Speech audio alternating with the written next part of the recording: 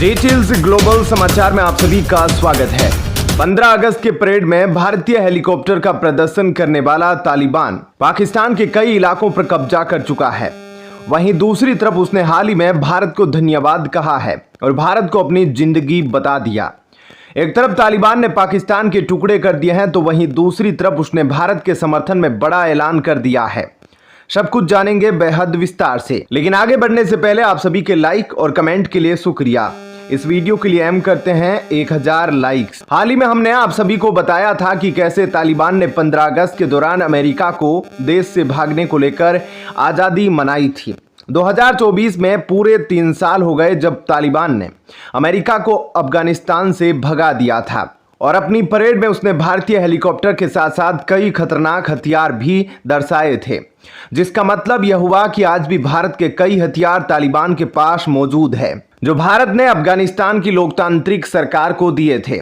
Parade में तालिबान ने कुछ अमेरिकी हथियार भी दिखाए थे, जिसे लेकर डोनाल्ड ट्रंप ने जो बाइडेन और कमला हैरिस पर जोरदार हमला बोला और आरोप लगाया कि उन्होंने अमेरिका का हथियार तालिबान को सौंप दिया। इस वक्त तालिबान सबसे बड़ा सरदर्द पाकिस्तान के लिए कैसे बन गया है, इसकी जानकारी आपको आगे देंगे, लेकिन पहले ये जान लेते हैं कि आखिर तालिबान भारत को थैंक यू क्यों बोल रहा है।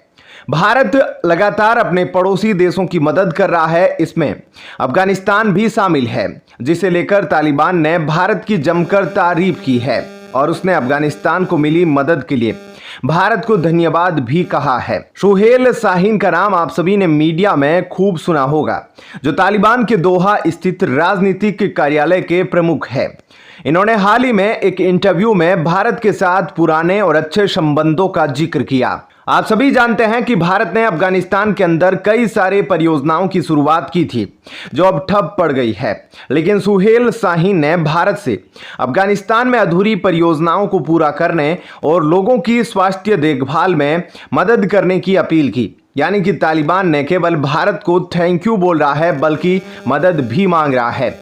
आजकल अफगानिस्तान के अंदर महिलाओं को लेकर भी कई सवाल उठाए जाते हैं, जिसे लेकर उन्होंने बड़ा बयान दिया है। उन्होंने भरोसा दिलाया कि तालिबान महिला अधिकारों पर और ज्यादा काम करेगा और कहा कि हालात वैसे नहीं हैं जैसे मीडिया में दिखाए जा रहे हैं। शाहीन ने बताया कि अफगानिस्तान में हजारों महिलाएं स्वास्थ्य सेवा, शिक्षा और कानून प्रवर्तन जैसे क्षेत्रों में काम कर रही है। यह दर्शाता है कि तालिबान 2.0 पहले से काफी अलग है और महिलाओं के प्रति रवैयों को लेकर वह अपनी छवि को सुधारने में लगा है। लेकिन कुछ मीडिया रिपोर्ट्स के अनुसार यह पता चलता है कि अफगानिस्तान के अंदर एक बार फिर से आतंकी संगठन अल कायदा ने अपना पांव जमाना शुरू कर दिया है। सुहेल शाहीन ने क्रिकेट को लेकर भी एक बड़ा बयान दिया है। शाहीन ने अफगानिस्तान की क्रिकेट टीम की मदद और अफगानिस्तानी नागरिकों को व्यवसाय में मदद के लिए भारत का भी धन्यवाद किया। यह बिल्कुल सच बात है कि भारत ने अफगानिस्तान की क्रिकेट टीम को शुरुआत से ही मदद की है और इसके साथ ही वहां के छोटे व्यवसाय में इन्वेस्टमेंट भी किया है। इसे लेकर अब तालिबान भारत को धन्यवाद बोल रहा है। उन्होंने यह भी कहा कि अफगानिस्तान की अर्थव्यवस्था में महिलाओं का बड़ा योगदान है। करीब 10,000 से ज्यादा महिला उद्यमियों को व्यवसाय लाइसेंस दिए गए हैं। इस तरह का काम करके वे यूनाइटेड नेशन के अंदर भी अपनी छवि को सुधारना चाहते हैं ताकि उन्हें ज्यादा से ज्यादा देशों से मान्यता मिल सके। हालांकि उन्होंने यह भी माना कि अफगानिस्तान पर लगे अंतर्राष्ट्रीय प्रतिबंधों की वजह से देश की अर्थव्यवस्था को पूरी तरह से उभरने में दिक्कतें आ रही है। इसी कारण उन्होंने भारत से मदद की गुहार लगाई और चाहते हैं कि भारत अपने सभी अधूरे परियोजनाओं को फिर से शुरू करे। उन्होंने कहा अगर ये प्रतिबंध नहीं होते तो अफगानिस्तान की प्रगति और भी ज्यादा होती। हाल ही में यूनाइटेड नेशन की एक बैठक में भारत ने तालिबान का समर्थन किया था, उसे लेकर भी तालिबान ने भारत को थैंक यू बोला था। आप सोच रहे होंगे कि आखिर भारत ने अफगानिस्तान की कैसे मदद की है, तो भारत ने अफगानिस्तान के पुनर्निर्माण में बहुत मदद की है।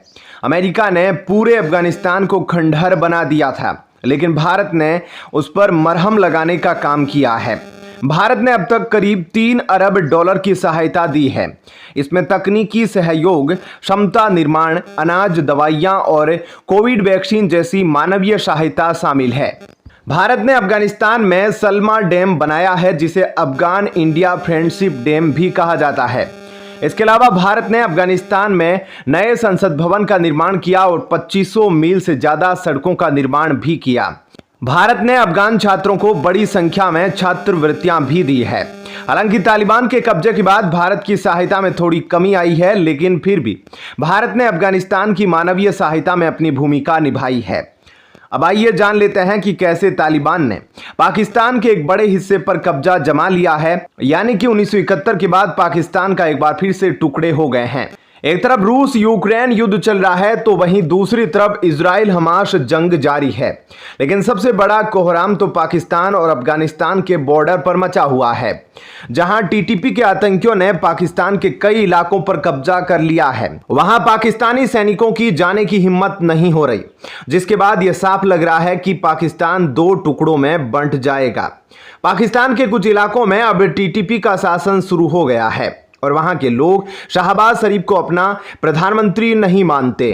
पाकिस्तान के खिलाफ तालिबान के आक्रामक रवैये को देखकर यह साफ हो गया है कि वह पाकिस्तान को 2 टुकड़ों में बांटना चाहता है। वहीं दूसरी तरफ बलूचिस्तान भी पाकिस्तान से टूटकर अलग एक देश बनने के लिए तैयार हो गया है। अब आइए जानते हैं कि टीटीपी को लेकर अफगान तालिबान का क्या मानना है। तालिबान का कहना है कि टीटीपी पाकिस्तान का आंतरिक मामला है, इसमें हमारा कोई लेना देना नहीं। लेकिन अगर पाकिस्तान सरकार चाहे तो अफगान तालिबान इस मामले में मध्यस्थता कर सकता है। टीटीपी अफगानिस्तान सीमा से लगे पाकिस्तान के उत्तरी इलाकों में काफी प्रभाव रखता है। जब से अफगानिस्तान में तालिबान का शासन आया है, पाकिस्तान में टीटीपी के हमलों में तेजी आई है। आइए जरा समझते हैं कि पाकिस्तान के अंदर टीटीपी का खौफ कितना ज्यादा बढ़ चुका है और उसके सामने पाकिस्तानी सैनिकों ने घुटने क्यों टेक दिए हैं। पाकिस्तान में आतंकी संगठन टीटीपी अब इतना ताकतवर हो गया है कि उसने पाकिस्तान के कुछ इलाकों पर नियंत्रण कर लिया, यानी पाकिस्तान के टुकड़े करने शुरू कर दिए हैं। पाकिस्तान के उत्तरी राज्य खैबर पख्तूनवा के घाटी में टीटीपी और लश्कर ए इस्लाम के हथियारबंद लड़ाके गश्त कर रहे हैं, जिससे वहां के लोगों में डर का माहौल है। दिलचस्प बात यह है कि पाकिस्तानी सुरक्षा बल आम लोगों का बारी बारी से तलाशी ले रहा है, जबकि हथियारबंद आतंकी खुलेआम घूम रहे हैं। उन्हें कोई रोकने ठोकने वाला नहीं है, जिसके कारण इलाके की स्थिति रूस यूक्रेन जंग की तरह तनावपूर्ण हो गई है। स्थानीय लोगों का प्रशासन से भरोसा उठ गया है। लोग अपने घरों से बाहर निकलने से डर रहे हैं।